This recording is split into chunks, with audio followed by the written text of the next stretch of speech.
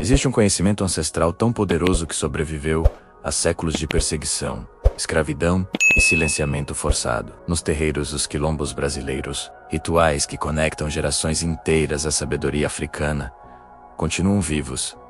Mas por quanto tempo? A verdade sobre essas práticas sagradas foi deliberadamente distorcida, escondida dos livros de história e criminalizada por aqueles que temiam seu poder de resistência e cura. Nos próximos 25 minutos você vai descobrir os segredos que a história oficial nunca te contou sobre a espiritualidade quilombola, entender por que essas práticas ameaçavam o sistema colonial e conhecer rituais que continuam transformando vidas até hoje.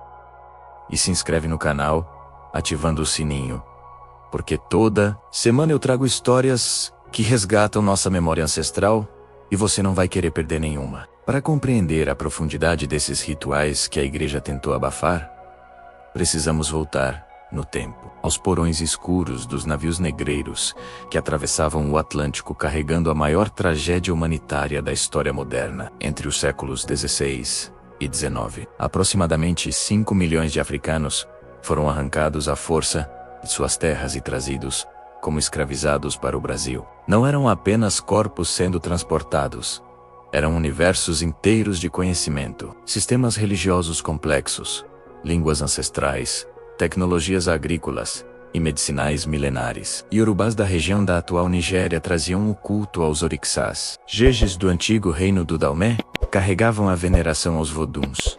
Bantos de Angola e Congo preservavam a devoção aos inquices. Cada etnia possuía cosmologias sofisticadas que explicavam a criação do universo, as forças da natureza e o papel dos seres humanos nessa teia sagrada. Mas uma coisa intrigava os colonizadores acima de tudo. Mesmo sob condições desumanas de trabalho há oites constantes, separação de famílias e proibição de suas línguas e crenças. Esses povos mantinham uma força interior incompreensível para seus opressores. De onde vinha essa resiliência? A resposta estava nos terreiros secretos que começaram a se formar nas senzalas, nos quilombos e nos espaços conquistados, palmo a palmo, através da resistência. E foi exatamente essa organização que revelou algo inesperado. Os quilombos não eram apenas refúgios temporários de escravizados fugitivos, como a história oficial quis fazer parecer.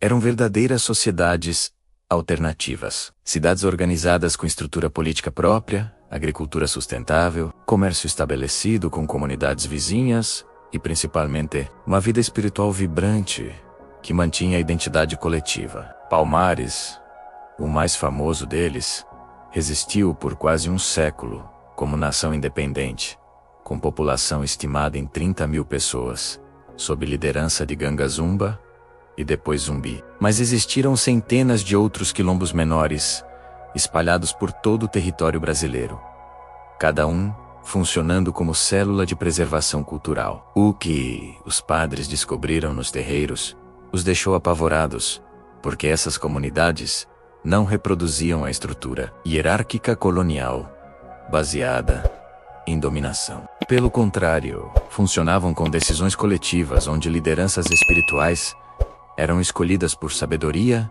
e mérito, não por imposição violenta ou herança de sangue. Mulheres ocupavam posições de poder como Yalorixás e Macotas, algo impensável na sociedade colonial, rigidamente patriarcal.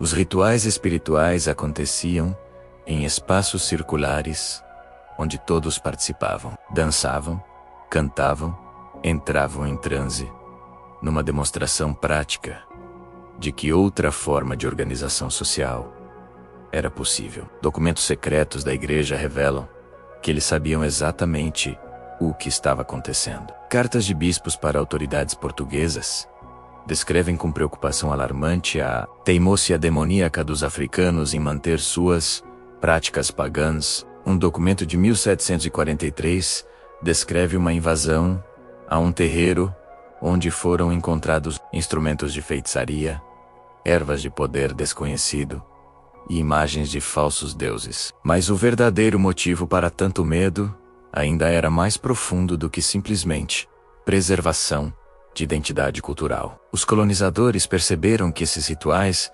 geravam autonomia perigosa.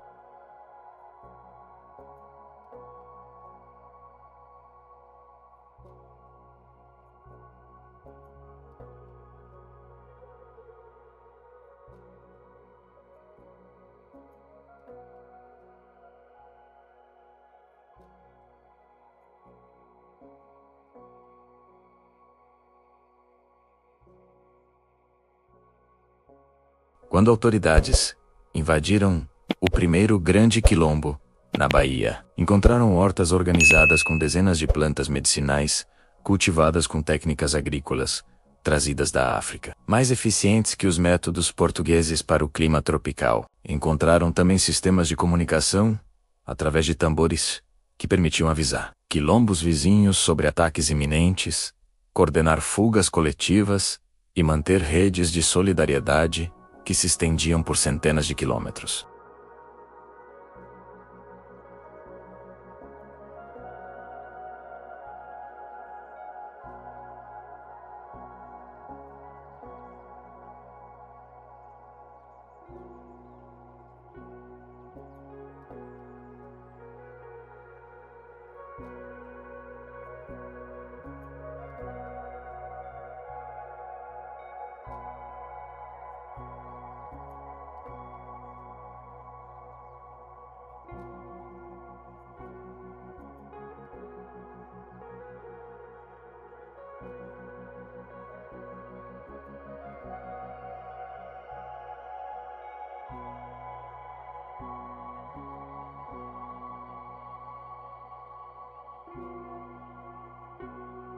Era algo muito mais sofisticado. Um código secreto que permitia manter viva toda a cosmologia africana sob o disfarce aceitável da religião do colonizador.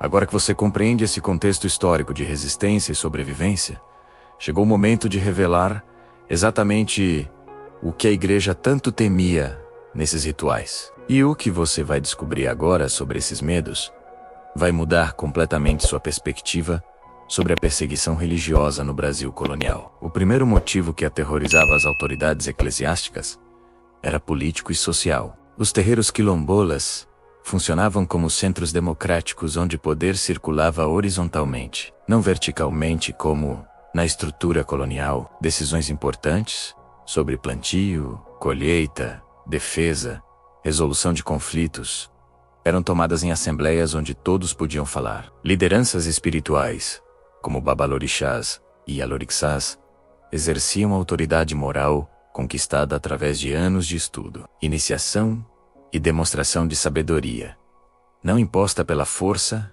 ou berço nobre. Essa estrutura organizacional representava ameaça direta ao sistema colonial, que dependia de hierarquias rígidas para funcionar. Mas havia algo ainda mais ameaçador do que a organização horizontal. Quando descobriram o que realmente acontecia nas cerimônias noturnas iluminadas por fogueiras, onde tambores ecoavam pela madrugada, perceberam que estavam diante de algo que não conseguiam controlar. A reconstrução da autoestima e dignidade de pessoas que o sistema insistia em tratar como mercadorias. Nos rituais, escravizados que durante o dia eram chicoteados, humilhados e trabalhavam até exaustão. Transforma Vamsey em filhos e filhas de divindades poderosas. Um homem açoitado pela manhã à noite incorporava Ogum, orixá guerreiro, dono do ferro e das batalhas, dançando com força e majestade. Uma mulher estuprada por senhores incorporava Oxum, dona do ouro e da beleza soberana, reafirmando valor e poder feminino. Esse processo de reconstituição psíquica e espiritual era revolucionário, porque devolvia humanidade plena a quem o sistema tentava convencer que era inferior. Os conhecimentos medicinais eram tão eficazes que assustavam médicos e boticários coloniais. Curandeiros africanos e seus descendentes dominavam propriedades de centenas de plantas. Sabiam que quebra-pedra dissolvia cálculos renais, que boldo tratava problemas hepáticos, que arnica curava contusões, que camomila acalmava, que guaco combatia problemas respiratórios. Esse conhecimento farmacológico vinha de milênios de experimentação empírica na África e foi adaptado genialmente às plantas brasileiras equivalentes ou similares. Registros de hospitais de irmandades negras no século XVIII mostram taxas de recuperação superiores às dos hospitais geridos por médicos europeus, o que criava constrangimento para autoridades que insistiam na superioridade branca. Documentos recém-descobertos mostram que a igreja sabia perfeitamente que muitas feiticeiras acusadas e perseguidas eram na verdade curandeiras altamente eficazes, que atendiam tanto população negra quanto brancos pobres que não tinham acesso a médicos caros. Inquisidores interrogaram mulheres que descreveram detalhadamente tratamentos com ervas para febres, infecções, problemas de parto, doenças de pele. Mas o que mais assustava não era a cura física, e sim o poder psicológico e comunitário que essas práticas geravam. Se você está percebendo que essa história é muito diferente do que te ensinaram, você não está sozinho. Milhares de inscritos neste canal estão redescobrindo verdades apagadas toda semana. Se inscreve agora e ativa o sininho para receber as próximas revelações que a história oficial não conta. Porque quanto mais pessoas conhecerem essas verdades, mais forte ficamos contra o apagamento cultural. Terreiros funcionavam como escolas onde conhecimentos eram transmitidos oralmente, como hospitais, onde doentes encontravam cura, como tribunais onde conflitos eram mediados, como centros culturais, onde música, dança e história eram preservadas como redes de apoio mútuo, onde ninguém passava fome. Se a comunidade tivesse o que compartilhar, essa autossuficiência ameaçava o controle colonial, que dependia da dependência absoluta dos escravizados em relação aos senhores. Um escravizado que sabia se curar, se alimentar, resolver conflitos e encontrar significado espiritual. Sem interferência do senhor, era escravizado muito mais difícil de controlar. A criminalização, em 1890, não foi coincidência. Foi resposta a um medo crescente. O Código Penal Republicano recém-promulgado incluía artigos que criminalizavam praticar espiritismo, magia e seus sortilégios, usar talismãs e cartomancias para fascinar e subjugar credulidade pública, com pena de prisão e multa. Outro artigo criminalizava exercer a medicina sem título acadêmico. Esses artigos foram usados sistematicamente para perseguir, prender e destruir terreiros de candomblé, umbanda e práticas quilombolas por décadas. Apenas em 1930, no Rio de Janeiro, foram registradas mais de 500 prisões de pais e mães de santo, curandeiros e benzedeiras. Testemunhas das invasões relataram cenas que comprovam a violência dessa perseguição institucionalizada. Policiais entravam em terreiros durante cerimônias, interrompiam rituais à força, quebravam atabaques sagrados, confiscavam imagens de orixás, prendiam lideranças espirituais, que eram expostas em jornais como criminosos perigosos. Objetos sagrados confiscados eram levados para delegacias, onde eram exibidos como troféus de guerra contra a selvageria africana e depois frequentemente destruídos ou, ironicamente, guardados como curiosidades em museus de criminologia. O que destruíam não eram apenas objetos, eram memórias coletivas materializadas. Cada tabaque tinha história de décadas.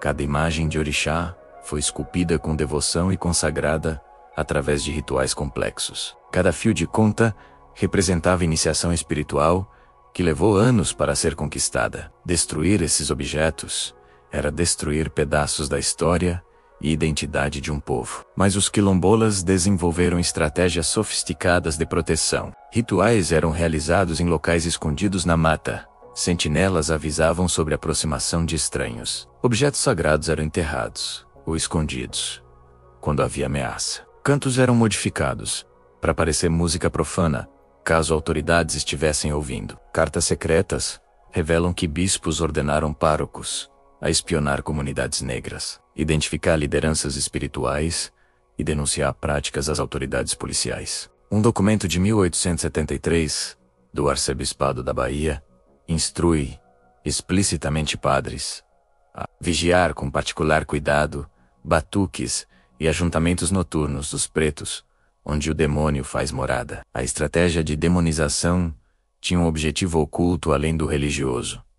Se práticas africanas fossem associadas ao diabo, sua erradicação justificaria qualquer violência empregada. Transformar rituais de cura e celebração da vida em pactos demoníacos criava narrativa que legitimava invasões, prisões, torturas. E isso nos leva ao aspecto mais fascinante e mal compreendido dessas práticas espirituais que sobreviveram apesar de tudo.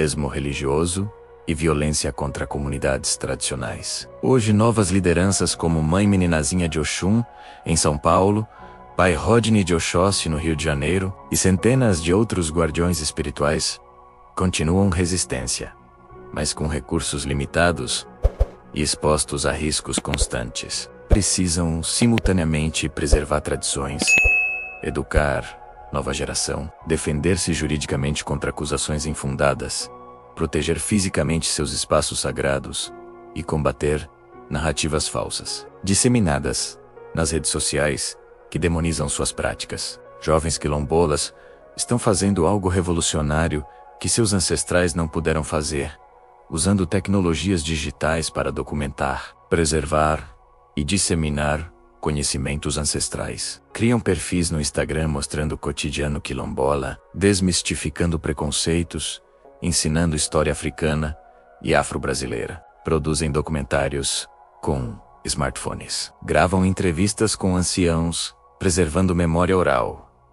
Criam podcasts discutindo questões contemporâneas da negritude brasileira. Essa resistência digital mostra que a luta mudou de forma, mas não de essência. Se antes escondiam rituais na mata para protegê-los, hoje os tornam visíveis estrategicamente nas redes, para combater desinformação e construir alianças com brasileiros de todas as origens, que reconhecem o valor dessas tradições. Mas desafios permanecem imensos, porque visibilidade também atrai ataques de grupos fundamentalistas que usam mesmas plataformas digitais para disseminar ódio. A resistência digital mostra que a luta mudou, mas fundamentos permanecem: preservar a identidade, transmitir conhecimento, exigir respeito, ocupar espaços. Jovens quilombolas fazem faculdade mantendo vínculos com comunidade.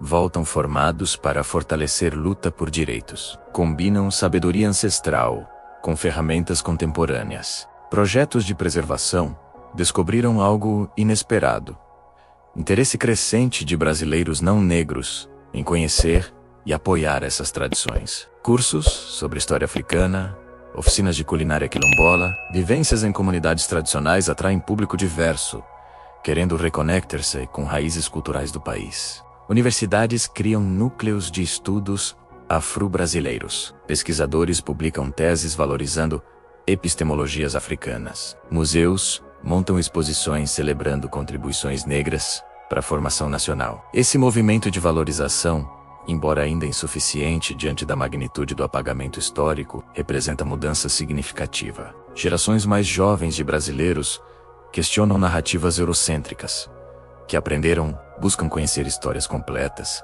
reconhecem que Brasil é nação fundamentalmente africana, tanto quanto europeia ou indígena. E isso nos leva à pergunta crucial: por que isso deveria importar para você, independente de sua origem, religião ou cor de pele?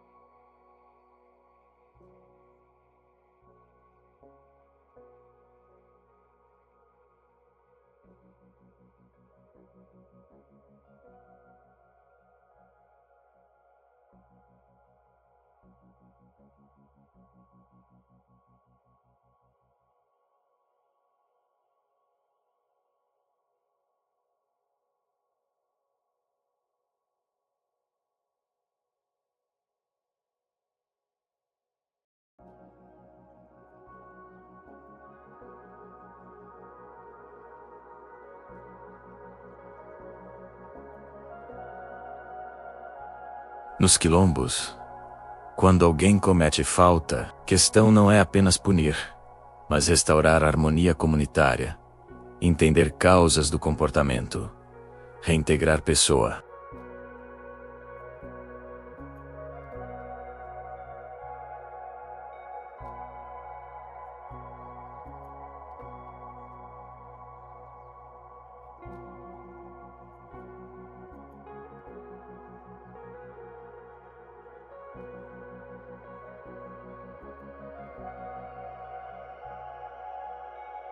Se sociedade brasileira prestasse atenção em como quilombos historicamente mediaram conflitos, poderíamos reduzir violência e encarceramento em massa, que destroem famílias e perpetuam ciclos de criminalidade.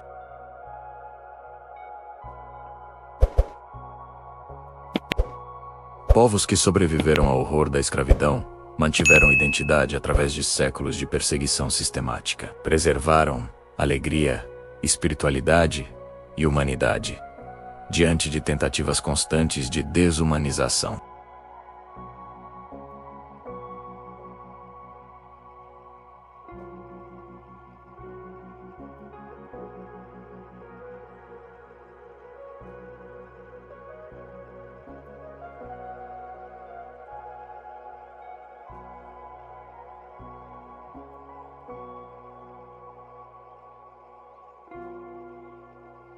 Estudos recentes comprovam que diversidade cultural e religiosa reduz fundamentalismos porque expõe pessoas a múltiplas formas de viver e pensar, tornando difícil acreditar que existe apenas um caminho correto para todos.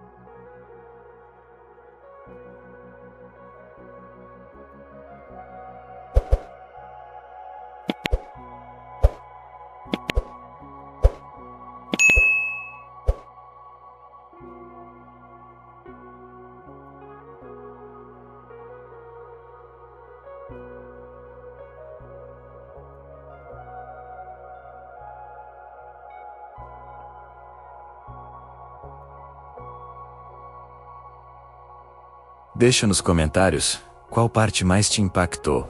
Eu leio todos e respondo sempre que posso, porque essas conversas constroem pontes entre passado, que não pode ser esquecido, e futuro que ainda podemos moldar. No próximo vídeo dessa série, sobre conhecimentos ancestrais silenciados, vamos mergulhar ainda mais fundo em como ciência moderna está comprovando o que curandeiros sempre souberam.